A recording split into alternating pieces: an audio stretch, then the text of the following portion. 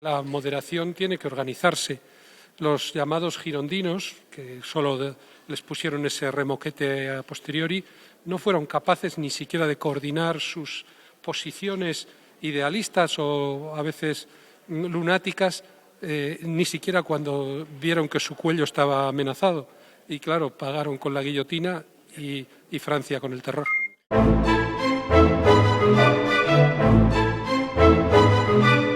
Hoy, lunes 26 de septiembre de 2011, se ha presentado en la Embajada francesa el nuevo libro de Pedro J. Ramírez, El primer naufragio. En él narra esos 4 meses de 1793 en los que los jacobinos, ayudados por las revueltas de la calle, derrocan al primer parlamento elegido por sufragio universal masculino.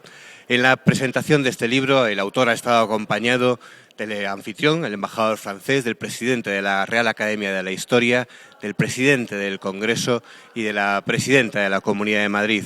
El embajador ha dicho que esos 4 meses cambiaron sin duda el rostro de su país con esa revolución organizada y decidida que acabó con lo decidido meses antes en las urnas y que de alguna manera intentaba consolidar esa revolución francesa del pueblo de 1789. El presidente de la Real Academia de la Historia ya ha considerado a Pedro J. Ramírez uno de los suyos, un historiador, y ha loado que, en contra de muchos otros de sus colegas, Pedro J. ha escogido un pequeño pasaje de un país extranjero.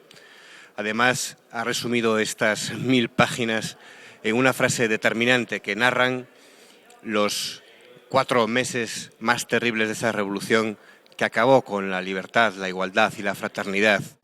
Obra digna de elogio por muchas razones. Una de ellas porque un español, aunque no sea historiador, se interese por la historia de otro país de Europa distinto de España.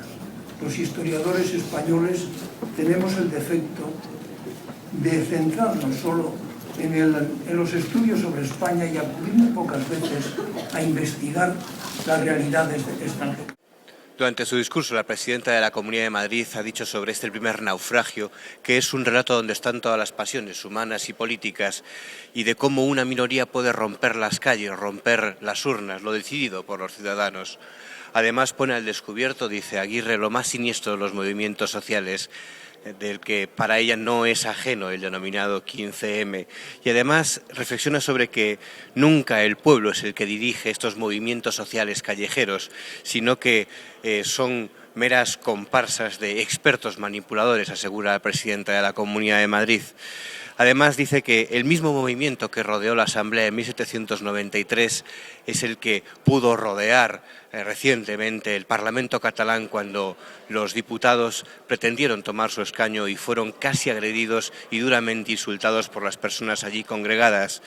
Y lamenta que detrás de estos movimientos se puede esconder el germen de un golpe de Estado. Por tanto, Esperanza Aguirre ha sido la más dura en vincular aquellos 4 meses terribles de Francia con los movimientos sociales en la calle que se viven en España desde los últimos meses.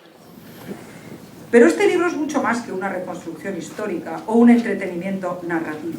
Es además una advertencia para todos, y en especial para los políticos. Una advertencia para que no dejemos que la demagogia de resentidos y de minorías organizadas cambie fatalmente el curso de la historia. Y eso es, para mí, lo que hace imprescindible este libro de casi 1300 páginas. Porque el primer naufragio es además de todo lo que llevo dicho, el análisis de todos y cada uno de los elementos que intervienen en un golpe de Estado populista. El libro pone ante nuestros ojos lo más siniestro de los movimientos callejeros, incluidos los que existen hoy. Porque bajo la apariencia de inocentes movilizaciones que se pretenden formas de democracia directa, se esconde la deslegitimación de nuestro sistema representativo y, en definitiva, constituyen la semilla del totalitarismo. En el libro se describen Los hechos que nos demuestran que nunca es el pueblo el que concibe y el que dirige las revoluciones. La actividad revolucionaria la desatan unos pocos dirigentes, lo ha dicho muy bien el embajador. Es sencillo convocar a las masas por medio de las campanas y un cañón de alarma para que se concentren alrededor de la Convención Nacional. También es sencillo manipular sus deseos y presentar a esos grupos como parte de un pueblo responsable que defiende las leyes y la libertad. Pero el papel de esos grupos, calificados una y otra vez como el pueblo, ha sido el mismo en todas las revoluciones. Simples comparsas, meras fichas, en una partida jugada por un manipulador experto. Las masas terminan cumpliendo la voluntad de otro, que les regala el protagonismo cuando les dice: habéis salvado a la patria. Y esos líderes manipuladores son fácilmente reconocibles. Se llenan la boca de la palabra pueblo y se presentan como sus únicos intérpretes. Hoy en día también los llamados indignados se consideran autorizados para definir quién es el pueblo y también niegan la representatividad a quienes hemos sido legítimamente elegidos por los ciudadanos. En realidad, lo que realmente niegan, creo yo, es el propio sistema democrático. Es el mismo populismo de 1793 que nos describe Pedro J., capaz de rodear el Parlamento de Cataluña para insultar y amedrentar a los diputados. Y como en 1793, también hay que denunciar la irresponsabilidad de los políticos que buscan la connivencia con esos indignados, para debilitar e incluso dinamitar las reglas del juego democrático. Es verdad que ha sido severo escribiendo sobre mí, igual que yo pensando sobre él. Estas son palabras de José Bono en la presentación de este libro de Pedro J. Ramírez, El primer naufragio. El presidente del Congreso ha dicho que es una curiosidad que el día que se disuelven las Cortes Generales en España, Pedro J. Ramírez reúne a gran parte de la clase política en territorio francés, en esta embajada de Francia, en lo que ha denominado la Convención de Pedro J. Sobre el libro, sobre lo que trata, sobre esos 4 meses de revolución terrible en Francia, José Bono ha dicho que en su experiencia como presidente del Congreso, lo más peligroso ha sido cuando se ha querido prescindir del reglamento, tanto desde la tribuna de invitados, como desde los escaños, como desde la calle. 3 palabras estaría todo dicho. ¿Quién hay aquí? El jefe del gobierno, el que quiere serlo y el Corte Inglés. Si no falta nadie. No falta nadie. Miren, solo faltan, presidente, los que se van a enfadar porque hayamos venido. Me refiero de los nuestros. De los vuestros no falta nadie, María. El libro llama la atención, pero también llama la atención lo que está ocurriendo hoy en la Embajada de Francia. De tal manera que yo les diría, reunirse el día en que el presidente del gobierno ha decidido convocar elecciones a Cortes Generales. El día que se ha disuelto el Congreso y el Senado. En territorio francés, que tiene lo suyo, ¿verdad? Pues reunirse aquí también da Pedro J., por lo menos, para otro libro. Aunque no sea tan voluminoso. Un libro al que bien podríamos llamar Los asistentes a la Convención de Pedro J. Ya digo que no ha sido indulgente con el lector en la extensión, sí lo ha sido en la calidad de la escritura. Este es un libro ameno. Es un libro ameno. Y una vez que uno se mete en la navegación que supone la lectura, no hay riesgo de naufragio a pesar del título.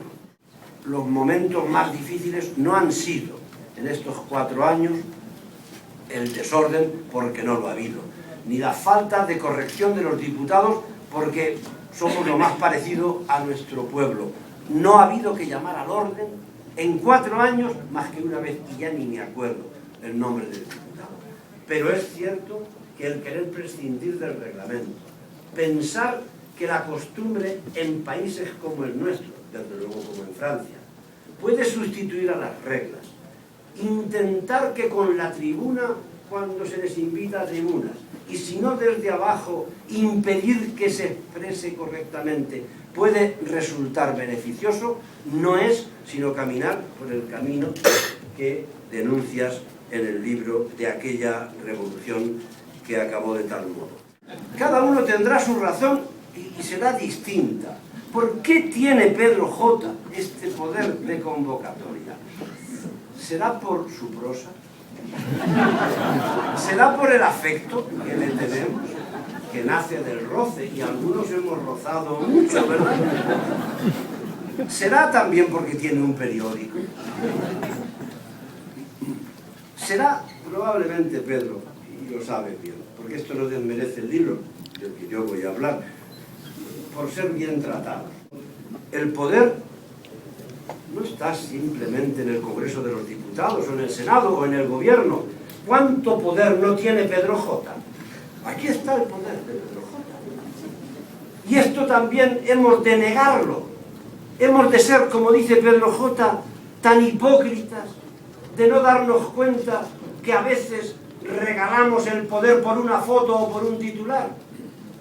Pues ahora que no tengo que pedir ni fotos, ni titulares, ni votos, yo te agradezco, no solo que me hayas dejado decir esto, sino que sabiendo que lo iba a decir, me invitases, porque a determinadas edades, se sea o no candidato, tener miedo es una actitud propia de los cobardes. Cuando yo ya había entregado el libro en el que salían los engagés cercando el Parlamento y diciendo no nos representan a los diputados, no nos representáis, pues luego apareció el movimiento de los indignados y el 15M.